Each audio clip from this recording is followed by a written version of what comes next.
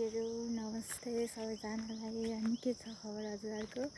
आज चाहिँ धेरै दिन भन्दा नि कति भइसक्यो मैले भिडियोहरू नबनाएको। अनि आज चाहिँ भिडियो बनाऊँ कि भनेर एक्लै भएँ। अनि मेरो प्यारो मान्छे नि परदेश जानुभयो। अनि यो फुल यो जग्गा है यहाँनिर चाहिँ एकदमै मलाई उसको मिस हुन्छ एकदमै धेरै। जहिले यो फुलमा आइपुग्दा चाहिँ फोटो खिचिदिन्छु म तिम्रो, कति राम्रो देख्छ भन्नुहुन्थ्यो। एकदमै मिस भइरहेको। अनि अब चाहिँ यसो बारीतिर खेततिर जानु पर्यो भनेर हिँडेको। एक्लै हिँड्दा चाहिँ कस्तो मन पनि नमिठो भइरहेछ। कति धेरै मिस भइरहेछ उसको। आई मिस यु बुढा। अनि अब चाहिँ म खेततिर जान्छु ल। अनि के गर्छु खेततिर केही काम गरेँ भने देखाउँछु। अब केही गरिनँ भने त के देखाउने हेर। यत्तिकै खेतबारी मात्रै हल्का देखाउँछु नि ल सबैजनालाई। यस्तो भइरहेछ हाम्रो गाउँतिर। यो चाहिँ मकै है। अनि यताहरू बोटबिरुवाहरू एकदमै छ, एकदमै धेरै रमाइलो चाहिँ छ हाम्रो गाउँ। एकदमै धेरै गाउँ यसै पनि एकदमै रमाइलो हुन्छ। गाउँहरू एकदम विशेष हुन्छ है। गाउँ आउँदा मन चाहिँ हल्का हुन्छ, रमाइलो हुन्छ। तर थोरै थोरै दुःख पनि लागिरहेछ। अब बिस्तारै बानी हुनुपर्छ साथीहरू। एक्लै पनि हिँड्न जान्नुपर्ने रहेछ, सिक्नुपर्ने रहेछ नि। सधैँ आफ्नो मान्छे साथै भइदियो जस्तो लाग्छ मेरो मनमा। तर अब हुँदैन, यस्तै हो। अनि यो चाहिँ हाम्रो गाउँदेखि देखिने पारीको, यो चाहिँ मेरो माइती गाउँ, मेरो माइती गाउँको स्कुल।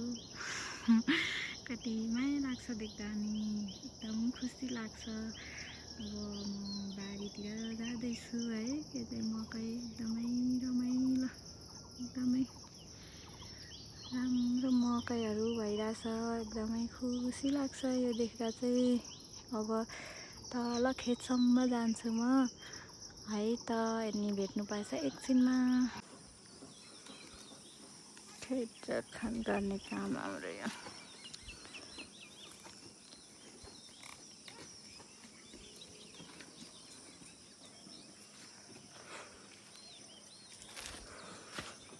यहाँ चाहिँ धानको बिउ छ। अब भोलि पर्सि यो धान रोप्ने हामीले।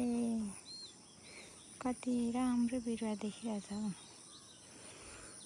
ऊपर चाहिँ रोपाइ गर्दै हुनुहुन्छ। यहाँ चाहिँ रोपाइ गरिसक्नु भएछ अलिअलि हिलाएर। अब हाम्रो पनि एक दुई दिनमा रोप्नु पर्छ यसो घाँस हालेर।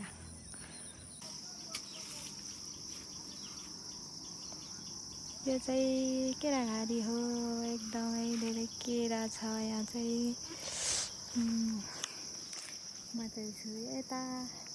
अनि यहाँ हाम्रो काकी आमा हुनुहुन्छ। घाँस काटेको मैले यति घाँसको मुठा कहाँ जस्तो देखाइदिनु त।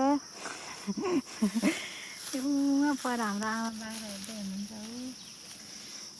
यस्तै छ गाउँघर। रहर गरेर बेसी त गइयो खेतमा, यति घाँस ल्यायो, हिँड्न सकेन। अवस्था यस्तो छ, उकालो यस्तो छ, के गर्नु साथी। आइपुग्यो बल्ल बल्ल। आइयामै बेसी गरेर दुःख पाइयो। अनि अब अहिले टिप्दैछु म काँक्रा। हेर्नु न कति धेरै काँक्राहरू रहेछ। फेरि काँक्रा टिपेर लग्नु पर्यो भनेको। काँक्रा पो टिप्न सक्छु सक्दिनँ हौ साथीहरू म। काँक्रा चाहिँ यहाँ माथि छ साथीहरू, यहाँ यत्रो छ। अनि यतातिर पनि छन् पान्टुङ पुन्टुङ परेका काँक्राहरू। तर त्यहाँ माथिको टिपौँ भनेको टिप्ने मान्छे कालो त्यस्तो छ, टिप्न सक्छ सक्दैन। बल्ल बल्ल काँक्रा टिप्यो साथीहरू। झन्डै लड्यो काँक्रा खसेर। चोट लाग्यो मेरो काँक्रालाई। यसलाई लगेर नुन खोर्सानी पिनेर मजाले खानुपर्छ। हजुरहरू पनि आउनु है। अनि मेरो मायाहरू पनि आउनु काँक्रा खानुको लागि। यो चाहिँ के खोर्सानी हो, कस्तो मजाले फलेको साथीहरू। यो खोर्सानीको नाम चाहिँ के हो कस्तो थाहा भएन मलाई। तर कस्तो मजाले सानो बोटमा पनि कति धेरै फल्यो